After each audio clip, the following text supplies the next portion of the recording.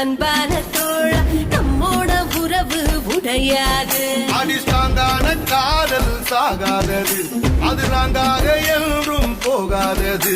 நாம் கூத்தாடவும் கை கோத்தாடவும் மனம் காத்தாடி போலாடுதே. 60 ஆயிடுச்சு, மணிவிட முடிஞ்சிடுச்சு, ஆனாலும் லவ் ஜோடி